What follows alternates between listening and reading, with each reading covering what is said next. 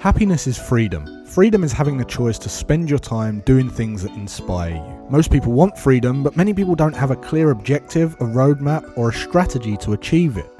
Everyone deserves to live an inspired and free life. I believe that when we're free and able to focus on our most meaningful work, we simply become better human beings. We can give more, care more, support more, and love more. I'm an investor, a trader, and an entrepreneur, and I get to spend every day doing what I love. At the age of 29 years old, I became financially free, and since then my mission has been to help and inspire other people to achieve the same so that they can be more of who they really want to be. Always Free is about having a free mind, being free to question the status quo, free to take risks, free to say no, free to say yes, free from social idealisms, opinions and beliefs, free to disobey, and free to wake up every day and spend your time to make a difference that inspires you. You can have it all. Living a life designed by you isn't a stroke of luck or a result of circumstance. It's a choice. So if you want to learn how to become free and live an inspired life, join me for the #1 show for financial empowerment and wealth creation as I share my insights, tips, strategies and advice on what allowed me to be always free. Welcome to the show. I'm your host, Jason Graystone. Whoa, welcome back to the show, guys. Hope you had a nice week so far. I hope it's been good to you. And we've got another special edition of the Always Free show today because I'm joined by Jeremy Cooper, who we're going to introduce in a moment. But before we do that, just want to say if you are concerned right now with what's going on, the cost of living, the housing, the interest rates, all the rest of it, just chill out a little bit. Let's just enjoy the show. We're going to be talking about some of that and what to think about, what might be going through your mind. And if you've got any comments or questions as we go through, just fire them into the chat, and myself or Jeremy will answer those questions. So Jeremy, thanks for coming on, mate. Pleasure. Tell us a little bit about who you are. Who's Jeremy?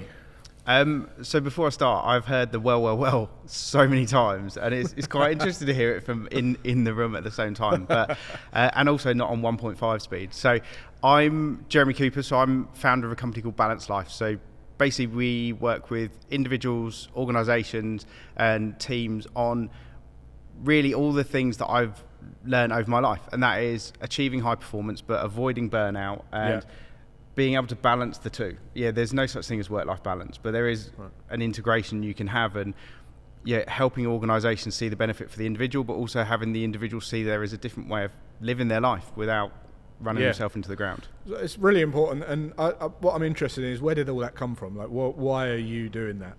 What's your story? So I've got kind of two aha moments, which you never realise they're there at the time. But the biggest one was, it was a Sunday morning. I got picked up by a chauffeur in his S-Class Mercedes, taken down to Heathrow, and through the secret security that Virgin have, you go to your own roundabout that you kind of go through. There's no security, take your bags through, champagne in the lounge, sat on the Virgin Apple class. I was flying to California.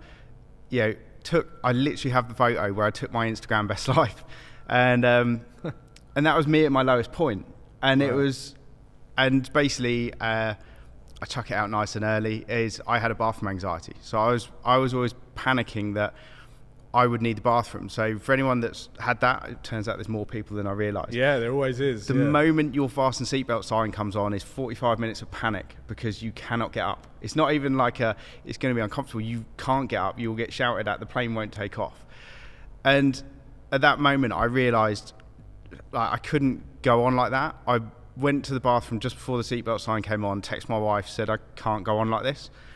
Sent her another one to say I wasn't doing something stupid. I'm not jumping out of the plane at 38,000 feet. Wow. But I'd got to a point where I was the envy of loads of people.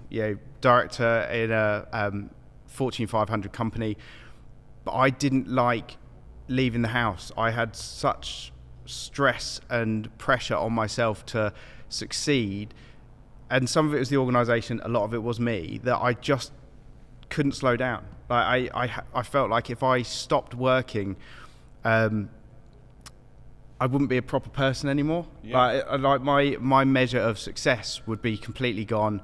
Could we afford the house still? What would the kids think? What would my friends think? What would my family think if I couldn't go on like that?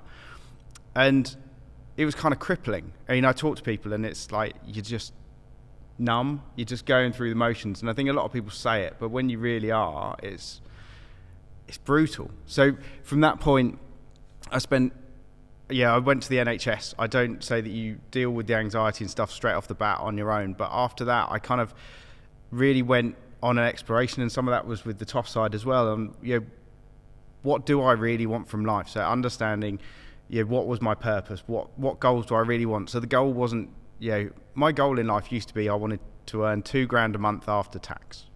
And funnily enough, as soon as you get it, it's 3, and then you get that, and it's 4, and then it's 5. Yeah. So I was like, what do I really want? Like when I'm sat on my deathbed, what's that like happy ending look like? What do I want to sort of look back on? And then I looked at productivity, because I am all about productivity, time management, like achievement, things like that. It comes from an IT background, being very logical, very delivery orientated. So I learned all the habits and the tricks of how to be the most productive I could during the day, how to get the most out of the day. I started improving my exercise and started improving my sleep, and I suddenly realized it was these little habits of high performance and balance that got me to where I wanted to do. The little 1%ers of, do you know what, if you got 7.5 hours sleep, how much better you operate the next day? Because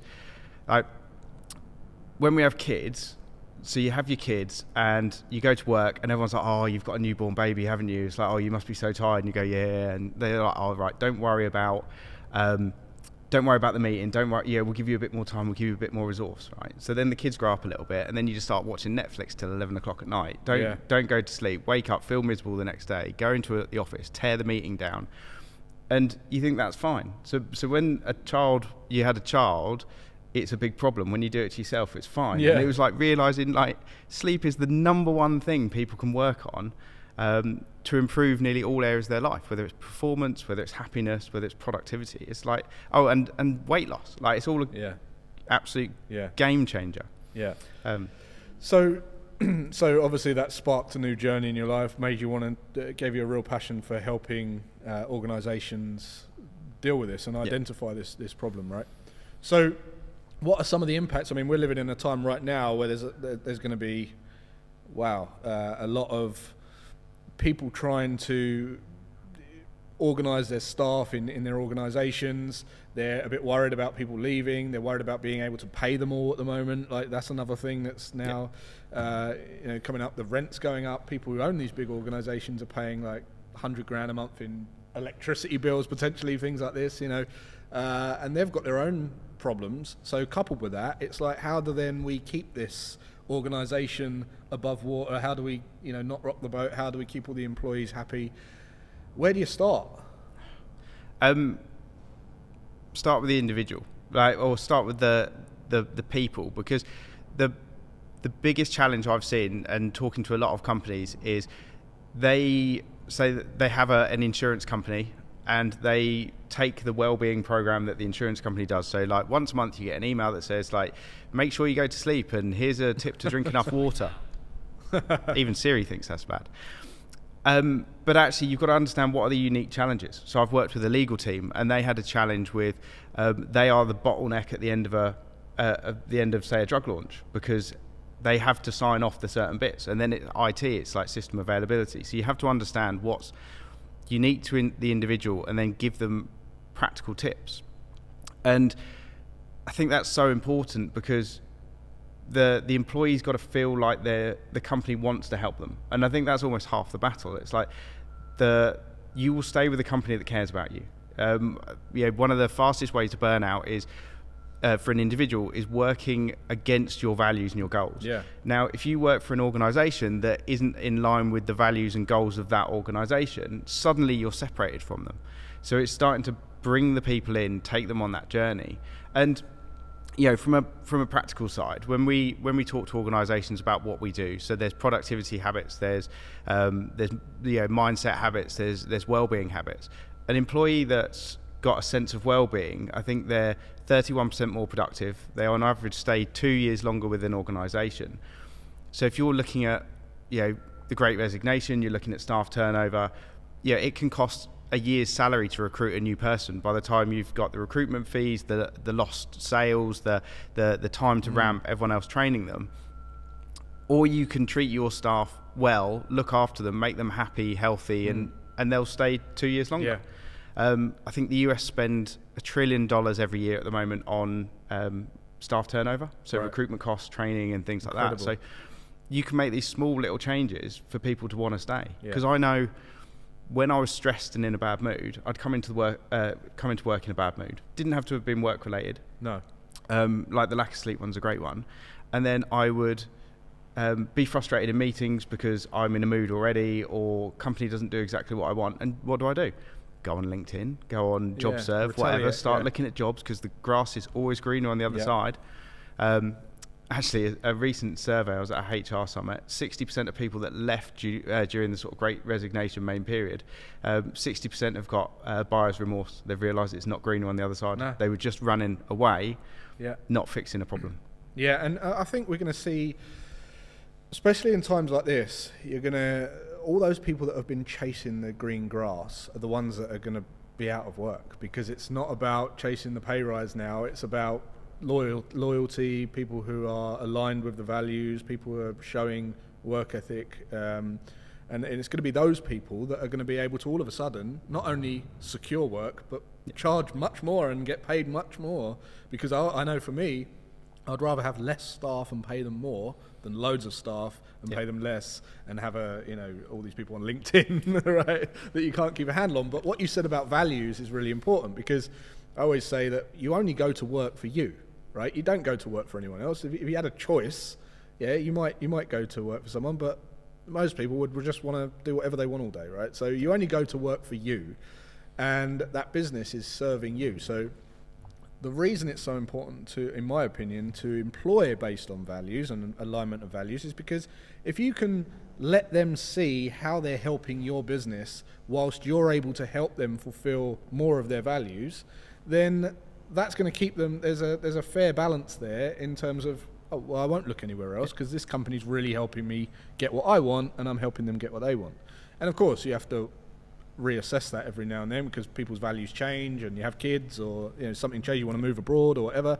But as long as you stay on top of that, that's half the battle. I think when the problem comes is when it's like, well, I'm getting a job for money. I don't really care about the job. They don't really care about me. The NHS is one of the worst in my opinion because they've got this whole ranking system where it's like, I'm a band 1, I'm a band 2, band 3, band 4, band 5. And it's more about what band you're at than it is about the mission. No one knows what the NHS mission is. It's like, you ask anyone in the NHS and they're like, I don't know, I just get paid. And that disbursement of that purpose and mission in the business is where I think it all starts to crumble. And the NHS is probably a little bit beyond repair, maybe not in my lifetime in terms of aligning everyone with the mission and values, but you're doing it now. So what are some of the things that you would do to kind of get that alignment in place? Just on the NHS thing, it's interesting because my wife works there and I always tell her she should go work for like big pharmaceutical because she used to do treatment, now she does clinical trials, and the stuff she does I couldn't do. I'm not a nice I am not a nice enough person to do it, because she would fit treatment masks for kids with cancer, like brain tumours and things like this, right? And I was like, I couldn't do it. But she cares and loves about the patient so much. And NHS basically runs on goodwill. And they run on, it's same with teaching. Like, teaching is a terrible career if you want to earn some money, but people are passionate about developing. And it's that thing, you're basically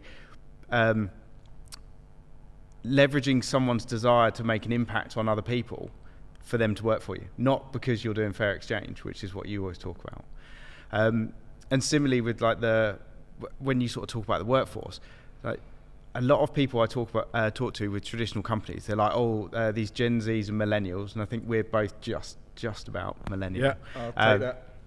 And they're like, they've got no work ethic. They'll just leave. They won't stay with the company long. It's like, but actually, a lot of them want to work for a company that's got a vision that's aligned. They have sustainability goals and all these bits, and they're not afraid to stick their hand up and say, I don't like this anymore. I'm going somewhere else.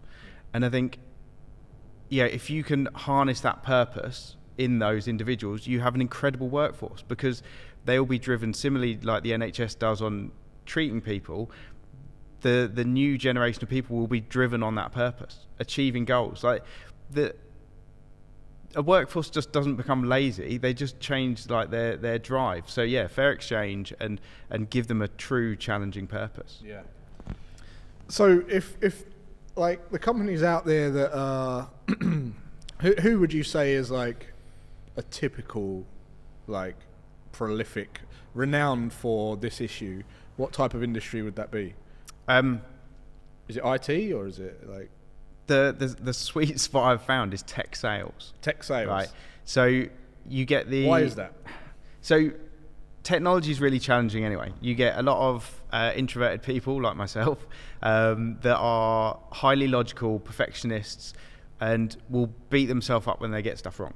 Right. So you have a group that is sort of on the radar of having sort of burnout and struggling anyway.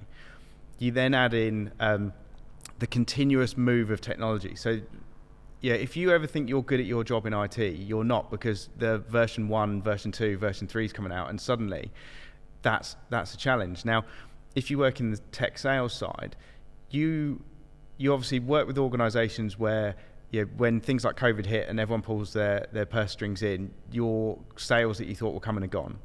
You've also got to understand all the technology side. You've got to understand, and every company now like needs to understand they're a tech company. Like, a tech runs everything, whether it's supply chain. Like you go around Tesco's and it's basically a technology company that just happens to have groceries on the shelf. So like the tech salespeople, they're sitting there and they've spent 6 months saying that version 2 of their web-based platform is the greatest thing on earth. A week later, the version 3 comes out, and they now have to say this is the greatest thing on earth. They have to understand it, and they have to bag the other one while hitting all those targets. And there's just talking to people in the industry. I had a lot of account reps and stuff like that. The level of burnout is brutal, and just that pressure to achieve. So that's kind of where I want to go back to with this conversation. You mentioned that you was on a plane and you was like you're top of the ladder, burning out, basically. That's where you was at, isn't it? Burnout. And I put a post out the other day about burnout, and someone asked me about burnout, and I said, you can't burn out when you're doing when you're just living, like and doing what you love every day, what you're choosing to do. And I truly mean that. Like, I don't think you can burn out. I would never burn out. I can't burn out because I feel like as long as you're on mission, on purpose, you wake up every day, and then when bedtime comes around, it's like, there's not enough hours in the day. I don't want to go to bed. I want to keep doing stuff. I don't want, So there's that. But you was obviously in the burnout phase because of all these problems and challenges that you're facing. You weren't aligned with the bigger vision, the bigger goal. And you say, I was on my deathbed. What would I say were the fun times? What would I want to remember? And would I have achieved what I want to achieve? And a lot of people are in that position. When you're in that, what is going through the head of an employee when they're in burnout mode, and you've obviously just taken a leap? Like, is there a recovery to that? Like, how do you start to turn that around? Like, because people are thinking, well, I can't just leave and start doing something.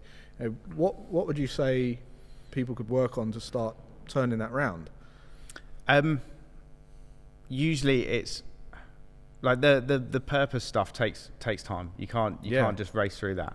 I think the important thing is just working out what's important to you and building some small non-negotiables. So I was doing a webinar this week, and someone was saying, I'm doing these 16, 18-hour days. I can't get this separation, and there's no break point. So just getting yourself a couple of non-negotiables that you'll inject into your day. So maybe you say, I don't work past 6:30. Right, because you're probably only supposed to work till 5:30, so you're sort of still over giving, but it's starting to say at 6:30, I don't open my laptop again. I spend some time with the kids, because that'll add a little bit of personal life back in. One of the habits we teach is having a day off every week, and people are like, well, I have 2 days off. It's like, yeah, but I bet you check your emails. I bet you just get a jump on the week by putting that slide deck together. Yeah, it's never actually a day off, is it? No, like having that one full day where you don't open the laptop, you don't check your work email, and it's like these little things that you'll see, these marginal gains, because they build momentum. The biggest one that I think everyone I should never say has to do should do is get a hobby. And one of the first things that I dropped when I got busy was a hobby. Right? So I used to play rugby. I used to, do army cadets. So like loads of different activities. Work got busy. Haven't got time for that. This is more important. Stopped them all. Put on a ton of weight as well, which was a different aha moment. But what I found was, I realised it because my mum stood there at Christmas once and said, "What do you want for Christmas?" I said, "I don't know." And she pretty much went, "Yeah, because you don't really do anything. Like, your brother's got loads of hobbies. I know what to buy him. I don't know what to buy you. You don't do anything." But a hobby sounds trivial, but I could never go running. It's miserable for me because all I do is I think about Cisco switches, routers, like whatever it was at work at the time, and then I go back to the office and work. But when I started playing rugby again, and now I do CrossFit, there's something about you have to pay attention. There's something about mastery. So even if it's not a sports hobby, maybe it's knitting. An instrument, yeah. Yeah, and you have to give yourself fully to it, and you can't sit there thinking about work while you're trying to work out your new chord structure or whatever you're doing on the guitar. And it is amazingly powerful, because like you sort of said, people will work lots of hours. There's no such thing as work-life balance, but having that ability for when you're not working to have something you truly care about. So again, it's almost purpose and passion, but it's just on a hobby, just something outside of work that fills you up emotionally and makes you happy. Amazing. And just going back to like the first point that you made when you said, look, my goal was to have $2,000 a month, and then it was $3,000, then $4,000, then $5,000. If you go back and you figure all this stuff out and you figure out what you actually want in life early on, or you take some time to do the purpose, process and really figure it out what you want to achieve in life, and you set aside time for yourself and make sure that you're, not just burning at both ends, you do figure out actually you don't want as much as maybe you thought you wanted, right? And there is a goal that you can hit. It's like, I just need that much because that will allow me to have the experiences that I enjoy and that I love and maintain my hobby. And actually, that's what really life is about. It's about living and getting to the end of life, doing the things that you wish you'd have done, right? It's, I think a lot of people get swept up with, I must do this because they've got that, and they look up to people, and it's like, I must be a billionaire, or I must be we've all got limits. I said on the last show, we've all got limits to what we're capable of, and when you get to that limit, you need to just realize, well, am I happy with this limit? Yeah. Because you can be happy with the limit. It's just, you don't have to keep pushing and pushing and pushing. Look around at your life, and if you're really, really happy and you've got everything that matters, then you just want to balance that and maintain that. That's really what I think life's about anyway. I'm never going to be a billionaire. I won't be a billionaire. I don't know. Maybe that will happen off chance, but I don't strive to be a billionaire. It's just not my... I love my life. Yeah. So I probably shouldn't finish this with, my goal is $7,000 a month. It's not really. But I think one of the things you actually taught me was nothing is 100% good or bad. And I think the pandemic, there was some terrible aspects to it. People lost friends, loved ones, and everything like that. So don't bash me for that side. Yeah. But I spend so much more time with the kids, and you sort of realise the importance of that. And then I used to think my kids' happiness was from what I bought them for Christmas, the places we took them, whether we took them to soft play, to zoos, museum, all this sort of stuff, like the days out, the holidays abroad, right? So then lockdown comes, and you can't leave your house, so basically Amazon's your best friend. So everything's turning up in the brown cardboard boxes. Yeah. So we went on a mission to what can we build with Amazon boxes? So my son has a Captain America helmet with the colours. We made the full-size shield. We made a full suit of Star Wars Stormtrooper armour, using elastic bands to keep it all attached. We made helmets that slid open and closed, and Boba Fett helmets and stuff like this. And the boys would say, "This is the best day ever." And you sort of sat there and went, "Is it?" But you could see in their face. They wouldn't say it. And then we had homemade pizza rather than the tat that you'd get in a lot of the restaurants and stuff. And you suddenly went, hang on a minute, we've just spent an afternoon, about, I don't know what I spent on the Amazon stuff, but I needed that. 50 grand on Amazon. Yeah, exactly. I bought the biggest. Amazon always gives you a box that's too big. Yeah. But you suddenly realise that amazing day with them is probably more special to them than the the day you come down to London and you do like the Tower of London and all the cool, and they'll remember it stuff. more. Absolutely. Yeah, it's a true memory. Just yesterday, it was my birthday yesterday, and we went to a local little pub on a lake for breakfast, and we was all sitting there, and it was amazing. And my wife said, "Isn't it amazing that we can just do this and sit here, have breakfast together, and just enjoy each other?" And you know what? It just reaffirms that the most important things in life are just things like that. The mundane, the mundane things, little things that just mean the most. So really, really cool. Great discussion. Very important. And if you want to find out more about Jez, how can people find out about you, Jez? Can I give one practical tip first? Sure. Well? Yeah. I think the number one thing I hear from people is I can't separate work from personal life. And a lot of that's due to they sat at their desk upstairs, they're on their computer, they literally shut the laptop, they come downstairs, they sit at the dining room table with the kids, if they're lucky enough to finish at that time. And what people say is they basically treat their kids like a meeting. So the kids have to be quiet, they have to be respectful, like they're not being treated like their age. And when people told me this, I was like, absolutely, that's what I used to do. Right. So build a little routine, like whether it's when you're coming home from work, whether it's shutting your laptop if you're working at the kitchen table or you're sat in your home office. Build a little routine. Doesn't have to be long. Just something that signals the end of the day, whether it's shutting down the laptop. What I do is I write my sort of plan for tomorrow, so like my time block for tomorrow. And basically, I sit in my chair, I face a wall, and just think about what I want to do next. So who I want to be next. And it sounds trivial, it sounds woo-woo, but absolutely changed my mindset to be able to go downstairs, and I've released the sort of thoughts from that meeting before just by spending a minute just thinking about what I want to do now, not what I've just finished doing. So if anyone's really struggling, I recommend you give that Amazing. a try. So a visualization exercise of the next phase of your day. Yeah, and just realising that work has finished. Yeah. There was a really funny article where someone said that they came home from work and they had a big matchbox and they put some felt lining in, and the daughter used to put his work mobile phone in it, and they'd shut it and said the phone's asleep now. Right. And that's amazing. Yeah. Most people won't do that, so that's a bit more practical. Cool. But yeah, if you want to get in contact, my main area is LinkedIn, so you can look me up, Jeremy Cooper, on LinkedIn. You can recognise the face to the picture. Or I've got the website is balancelifemastery.com, so we've got a load of stuff on there, whether it's the free journal, whether it's a scorecard to get some free habits, run habit challenges, all sorts of stuff. So loads of great resources just to get you on that path to a high-performing and balanced life. Great. We'll put the links in the description. And Jeremy, just thanks again for coming on. It's been great to have you, mate. Pleasure. And until next week, guys, if you've got any comments or questions, put them in the chat. And if not, have a great rest of your day and weekend, and we'll see you then.